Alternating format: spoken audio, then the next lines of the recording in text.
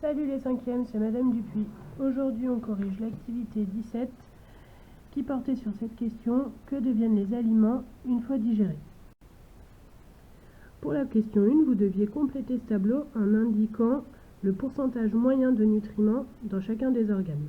Donc vous aviez la bouche, l'estomac, le début de l'intestin grêle, le gros intestin, et vous aviez 3 types différents de nutriments: les glucides qui correspondent au sucre, les lipides qui correspondent aux matières grasses, et les protéines qui peuvent être d'origine animale ou végétale. On voit que dans la bouche, la quantité moyenne de nutriments, elle est de 100%. Pour les 3 nutriments, on est à 100% dans la bouche. Donc vous pouvez noter dans le tableau 100%. C'est la même chose pour l'estomac. On voit qu'au début de l'intestin, si on fait une moyenne, on est à peu près à 75% de nutriments. Pour l'intestin grêle, on est à peu près, toujours si on fait une moyenne, à 10%. Et pour le gros intestin, on est aux alentours de 5%. Donc on pouvait dire, pour répondre à la question 2, que c'est au niveau de l'intestin grêle qu'il y a une chute significative de la quantité de nutriments, parce qu'on passe de 75% à 10% de nutriments au niveau de cet organe-là.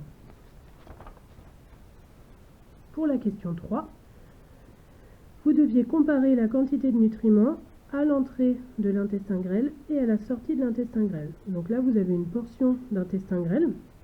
Vous avez le sang qui entre dans l'intestin grêle qui est rouge. Par convention, je vous rappelle que le sang qui est rouge, c'est un sang riche en dioxygène.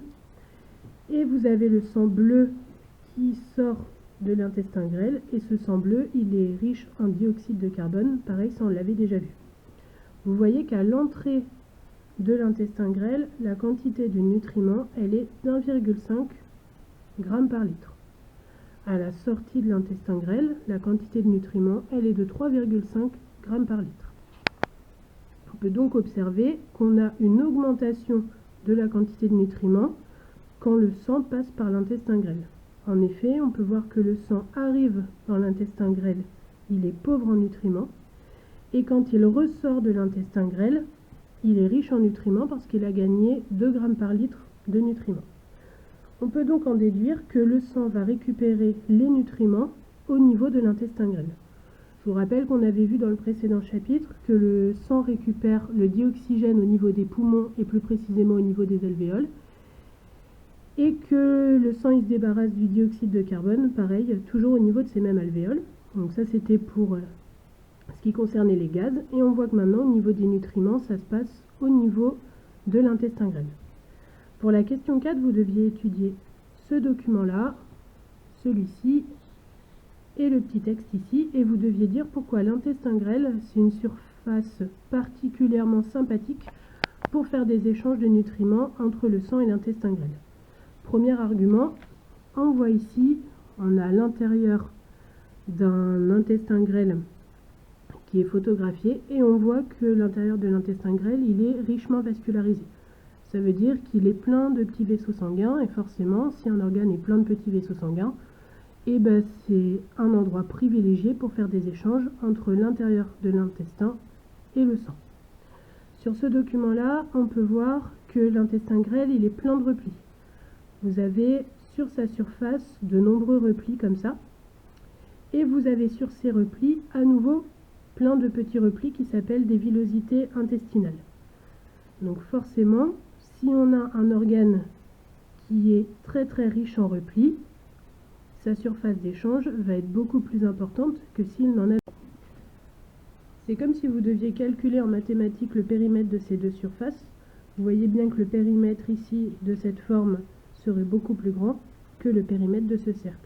Donc forcément, l'intestin, lui, il a plutôt une forme comme ça, donc sa surface d'échange est beaucoup plus importante que si l'intestin grêle avait juste une forme de cylindre.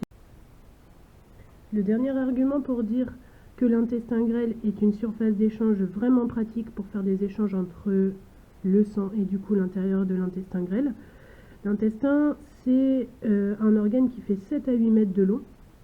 Donc forcément, sur 7 à 8 mètres de long, on peut faire de nombreux échanges. Il y a 10 millions de villosités à l'intérieur de l'intestin grêle, et en plus, si on étalait toutes les cellules qui constituent l'intérieur de l'intestin grêle, ça ferait 250 mètres carrés de surface, donc ce qui équivaut à la surface d'un terrain de tennis.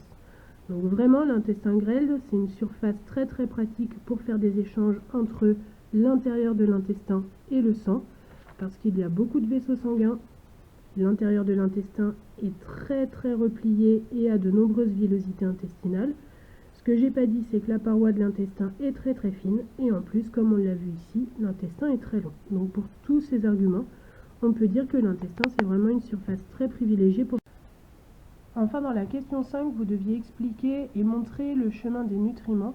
Donc vous deviez montrer par où passent les nutriments pour aller rejoindre les capillaires sanguins. Donc les nutriments, ils sont là, ils sont à l'intérieur de l'intestin grêle, parce que là on est à l'intérieur de l'intestin grêle, là on est à l'extérieur de l'intestin grêle. Et donc là on a les vaisseaux sanguins qui parcourent les villosités, comme on l'a vu ici. Les vaisseaux sanguins sont dans les villosités.